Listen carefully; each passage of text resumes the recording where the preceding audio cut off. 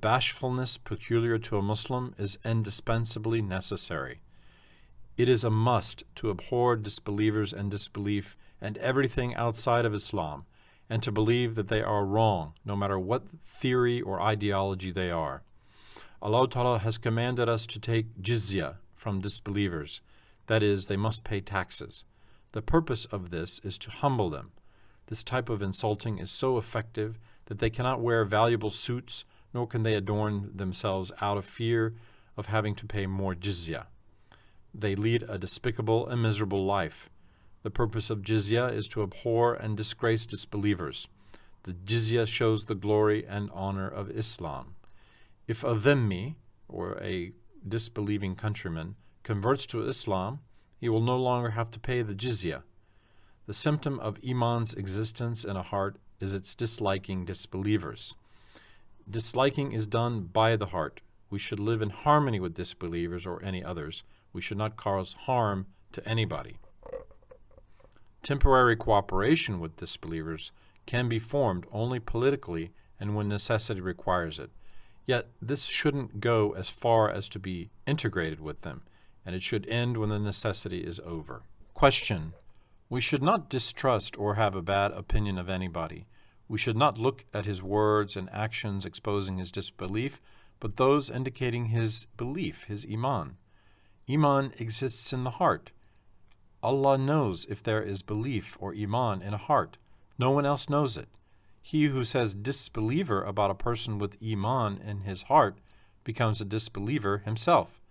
We should regard everybody as a Muslim and love anybody who does not openly speak ill of Islam.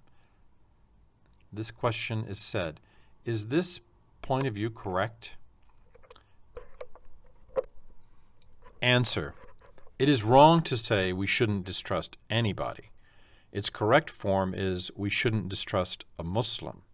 In other words, when a person who says that he's a Muslim and does not express a word or does not do an action rendering him a disbeliever, says or does something which may mean belief as well as disbelief, we should understand it as belief, and we should not say that he has gone out of Islam.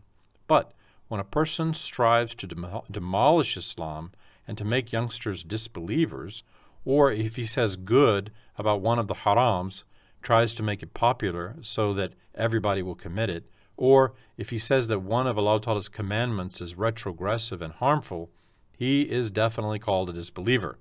Even if he says that he's a Muslim, performs namaz or ritual prayer, and goes on a hajj, pilgrimage, he is still called a zindiq. It would be stupidity to regard such hypocritical people who deceive Muslims as Muslims. Allah Ta'ala in the 28th ayat of Surah Al-Tawbah of the Quran Al-Kareem says, najas and rijs, i.e. foul, about disbelievers. Then disbelief should be foul and base in the eyes of Muslims. Allah Ta'ala declares in the 14th ayat of Surah Al-Ra'd and in the 50th ayat of Surah Al-Mu'min, the prayers of the enemies are without result. There is no likelihood that they will be accepted. Allah Ta'ala and His Prophet are pleased with Muslims. There cannot be a greater blessing than attaining Allah's grace and love. As Iman and Kufr are polar opposites, that is, belief and disbelief, so are this world and the next. This world and the next world cannot stay together. In order to earn the next world, it is necessary to abandon this world, i.e. the harams. Abandoning this world can be done in two ways. Firstly, it is to abandon the mubahs, that is, the many activities that are not sins, together with all the things that are haram, and to use as many of the mubahs as is only necessary to live.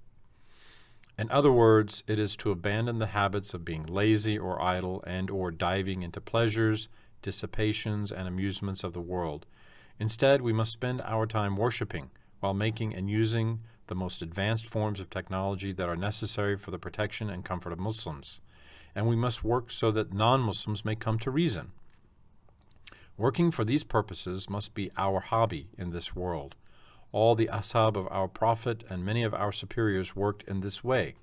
It is very meritorious and very useful to abandon the world in this manner. We say once again that the purpose of this path is to sacrifice all comforts and pleasures in order to do the things which the Islamic religion commands. Secondly, it is to abstain from the things that are haram and doubtful in this world without abandoning the mubahs. Even this kind of abandoning of the world is of value in light of the present world's condition.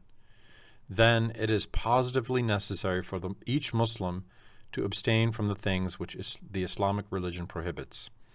He who slights the fact that these are haram, that is, he who does not think it is necessary to abstain from them, or who does not pay attention to Allah Ta'ala's prohibition and instead likes them and says, "How nice," this person becomes a disbeliever.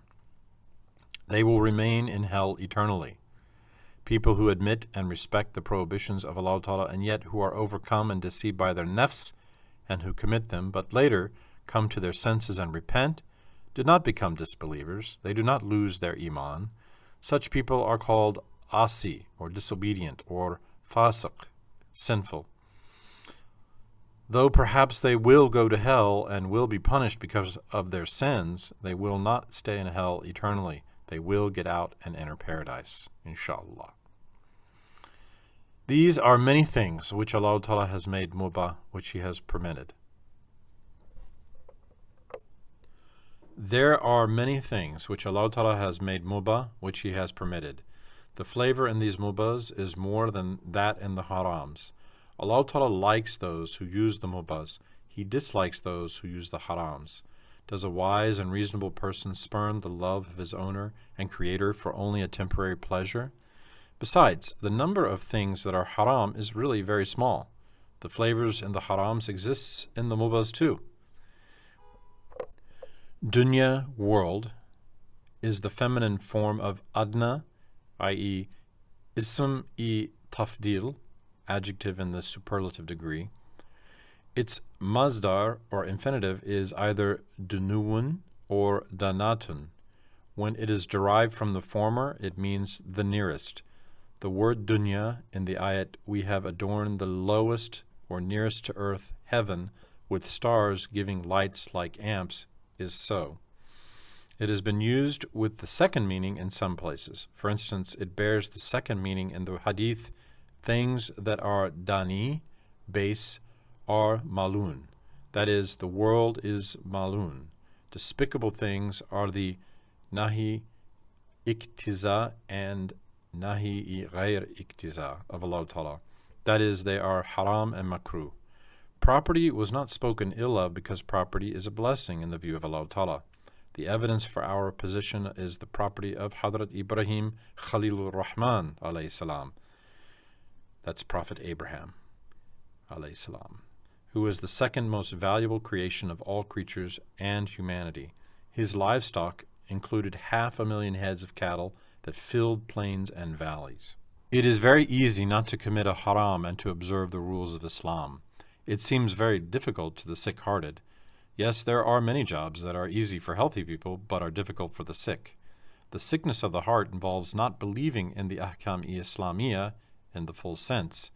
Even if such people say that they believe, it's not a real confirmation. It's a confirmation through words.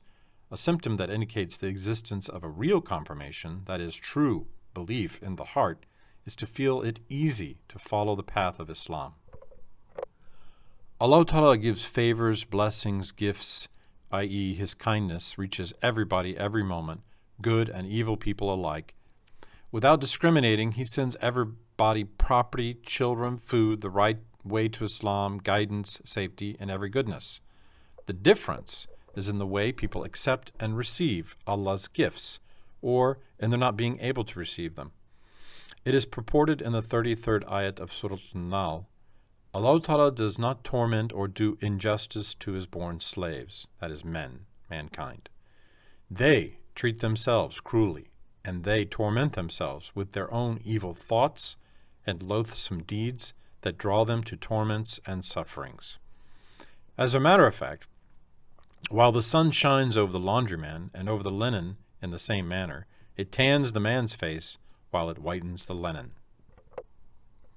By the same token, though it shines over the apple and over the pepper in the same manner, It reddens and sweetens the apple, whereas it reddens the pepper and makes it bitter.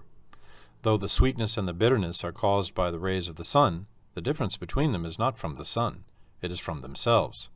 Because Allah Ta'ala pities all people very much, more than a mother's mercy upon her child, He has declared in the Quran al-Karim how every person, every family, every society, and every nation all over the world in each century should act in each of their undertakings, in what way they should run their activities, and what they should avoid in order to be comfortable in this world and in the hereafter.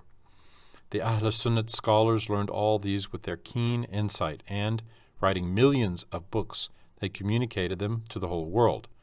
This means to say that Allah Ta'ala has not left people free in their actions. Consequently, there is not a place left on earth where Islam has not been conveyed.